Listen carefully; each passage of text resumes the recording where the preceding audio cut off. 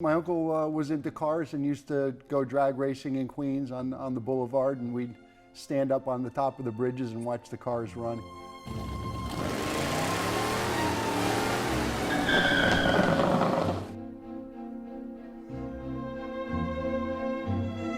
Most of us car guys had some kind of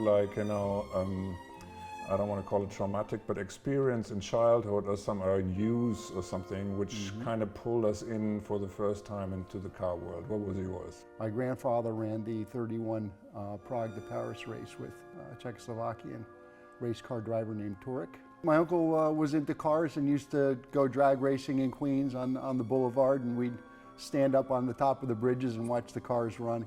He had a Barracuda, 69 Barracuda, he had a Dodge Dart, and a bunch of other cars. You're also racing. Did this also start right away from the beginning? No, I think the racing came after a few friends of mine pushed me to go and join the Vintage Sports Car Club of America. I actually took this car around the track to get my racing permit. Let's talk about this car. The DeTomaso Pantera I first saw when I was probably 16 years old or so in Westport, in my hometown.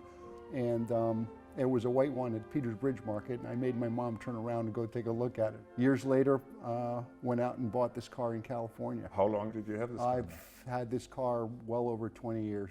What, is it totally original? It's fairly original. It does have some of the upgrades that were normal to improving the car, the cooling system, but I left the 15-inch Campagnola wheels on it, and the only thing is a little bit difficult to find tires these days. Elaborate a little bit more. You are an architect, and like the whole design aspect, what does this car represent to you? Well, I think that Gia in the day and Tom Jarda was really on the cutting edge of design. The lines of this car and the way they drew them and sculpted them was pretty incredible. I mean, obviously there were no computers in that day, so it was a real Italian feel, and just the combination of the Italian body and the 351 Cleveland is a wonderful mix of reliability and power, along with the incredible Italian design. The story of Alejandro DeTomaso is pretty special. His father migrated from Italy to Argentina. DeTomaso left back to Italy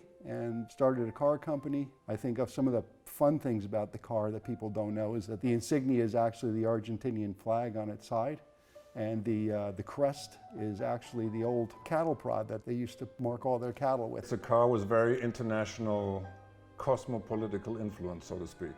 So that brings me to the next question, which has to do with our car enthusiast community. I mean, you're pretty active. You'll belong to a bunch of clubs, you'll do the racing, you showed up here, I asked you, you were right away, you were coming. And so you're very invested in the whole community itself. What do you think is so special about this community? You know, car people have a lot in common. They have a lot of respect for machinery, and they come from all different worlds. That's what I really like about it. You have guys that work really hard and have one special car, and other gentlemen who collect cars and have many, and they're all easy to get along with and speak with because they all have a passion. I think everyone has a real fulfillment of senses.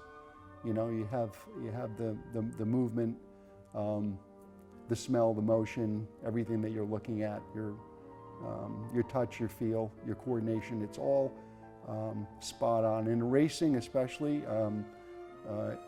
is really incredible because it's 100% concentration. One little wave to a friend in the stands and you're going backwards. This is what I find so interesting. This is a very divided world, and you know, they're like basically polarities on everything. And like the people of different ends, they're like just don't like each other at all. But then you have these people also in the car world, but when they're together on a car event, they kind of like, it's almost as a relief that they're allowed to leave this outside. How do you feel about this? It's not about the driver, it's about the car. And we're keepers of these cars for a little while, and then it's going to be somebody else's turn to take care of it, because we're all only here for a short time, and we're here to give back as much as we can if we're fortunate enough to do that. So the days we're living in, which are pretty complicated for everybody with what's going on and with like lots of restriction of movement and all these kind of things. As I said, the car community is a good one, is a close one to each other, but like also open, welcoming to everybody else, and they're always ready to, do something good and spend their time and give something. Do you have any thoughts of like maybe how this community could leverage their community sense more in order to do good and help people? Yeah, well, I think that a nice idea might be to have a friend sponsor some younger adult or whatever to take a ride in one of these wonderful machines that you're going to see, and make some donations to help others. I think it would be a great thing, and I'd love to be able to take some young adult for a ride. I know back when I first saw the first DeTomaso, I would have wanted to go for a ride instead of just looking at it. So everything that happens in life, you always have to look on the bright side, as my dad said, and always take things positively, and be constructive and plan and be aware. Very important. Right. Well, we are certainly super happy that you showed up here today.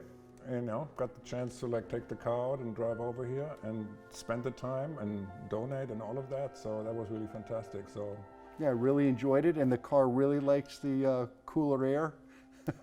It does nothing but develop more horsepower. So thank you very much for having me today. Really thank you appreciate for it. coming. Okay.